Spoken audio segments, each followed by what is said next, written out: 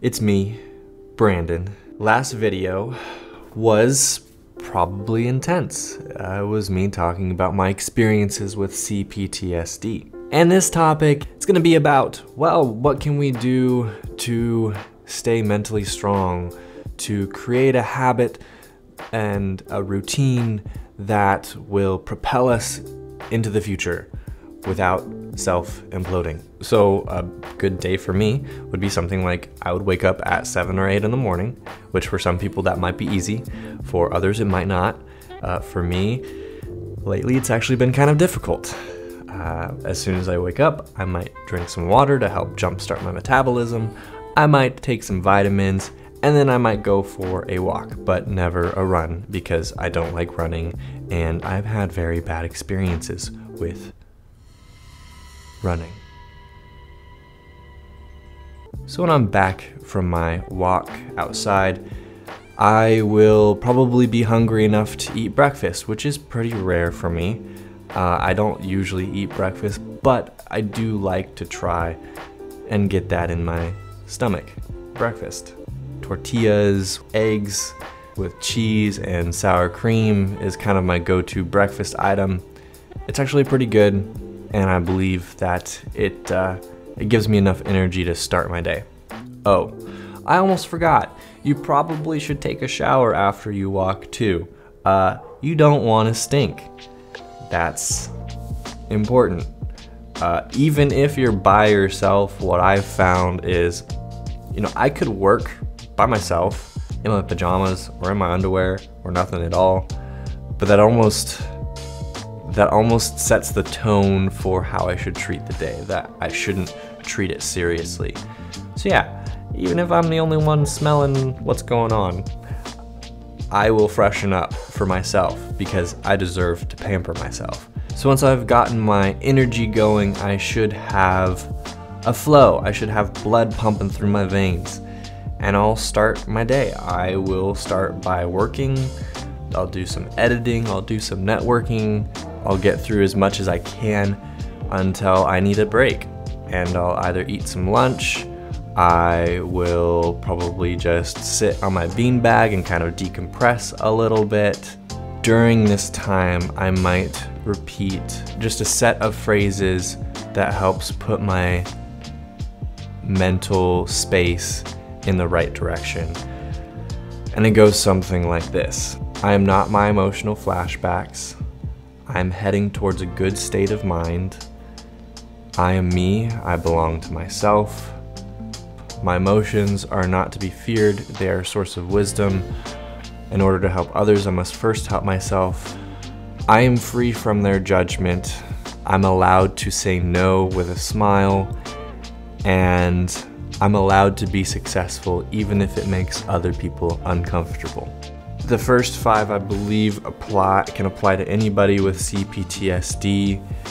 The last 3, I think, were more important for me specifically, although I'm sure that it can apply to a lot of people out there as well, just because trauma in general can train us to think a certain way about ourselves and how we should interact with people. So being able to train our subconscious to think something else and to think in a different way, to have a different perspective than what it's thinking right now, it helps. And then I will get back to it. I'll continue working. Hopefully I'll finish some major goals. I'll start eating some dinner. Maybe I'll eat some spaghetti. I try and avoid fast food as much as possible. I try and cook as much as I can. Sometimes that's just difficult. Sometimes you just aren't in that mindset of I want to cook. Around that time, it will probably be time to start focusing on taking care of myself. And what I mean by that is it can be something as simple as, oh, there's a lot of dishes to do. There's a lot to clean up. I need to go do my laundry, or I need to think about setting myself up so I can do my laundry the next day, because I have to go to the laundromat. But especially when it comes to dishes, oof, I don't like doing the dishes. But I've figured out ways to make it more fun. Maybe I'll put on some tunes and I'll start dancing, which is kind of cool because I get to learn a new skill. I get to be more coordinated with my body and flail in ways that one may not be able to describe but can only experience.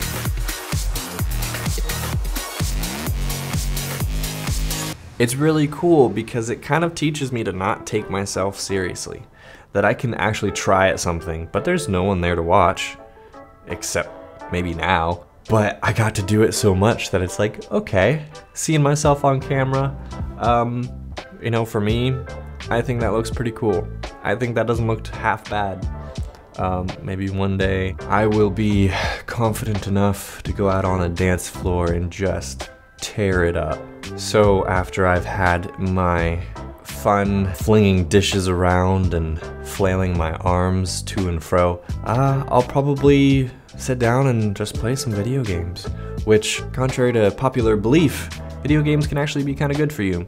You know, everything in moderation, of course, but what I've learned, and I think it's part of my personality type in general, but also kind of the trauma, it teaches you to be alert, always think 2-3 steps ahead. But when you start playing a game that does not require that you have to be in the moment. I play a lot of Overwatch. It's a first-person shooter and there's a lot of abilities that you have to react to. There's a lot of communication that you have to have. And I just have to teach myself to go, okay, I'm gonna be in the moment.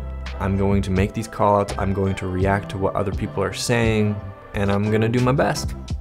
And I'm not gonna judge myself if I don't do the greatest. So hopefully at that time, I will be gauging how much that I'm playing, and I will turn it off when I need to. Maybe I will reach out to a friend and I'll start talking with them over video chat preferably. It helps because sometimes flashbacks do catch up with you. You don't have to necessarily talk about it, but just having someone there to talk to can really, I don't know, distract and maybe help you mentally go through the hoops that you need to progress, to heal. Now, this part, you know, I've been trying to keep things light, but this part isn't so much. Right around bedtime can be more difficult, but I'll take a shower at night to unwind. I'll lay in bed and I'll try and get some sleep at a decent hour. I find that I'm usually in bed at around 11, but I'll try and sleep. And it's not easy. There's typically just some anxiousness that keeps me from being able to sleep right away. Usually I'll toss and turn maybe 2 or 3 hours into the night. I've tried taking sleeping pills. I end up getting even more anxiety after it wears off and I wake up in the middle of the night and it's even worse. When it comes to learning more about what the trauma does, I'm able to pinpoint what certain experiences mean and that I'm even having those experiences in the first place. It's not just some, I wouldn't even know what to call it before I knew all these terms, but just being able to realize what's going on when I'm trying to sleep actually is, ignorance almost was bliss in that sense. Learning all these terms and what caused it is difficult because you all of a sudden realize the impact that this has had throughout your whole life, and you give respect to those experiences that you go through, which almost makes it more intense because now you're interconnecting all of these different things.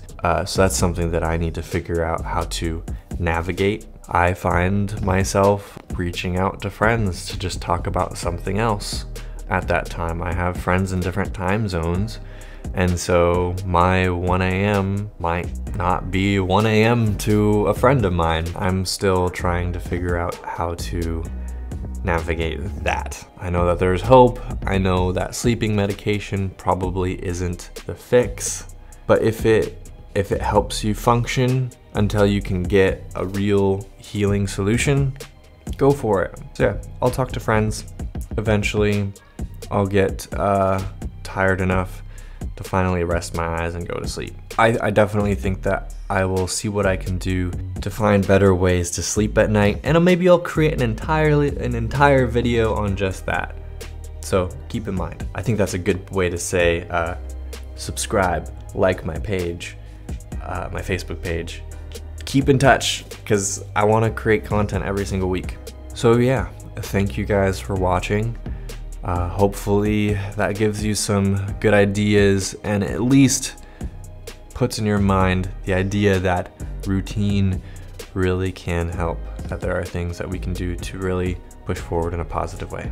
So talk to you guys later.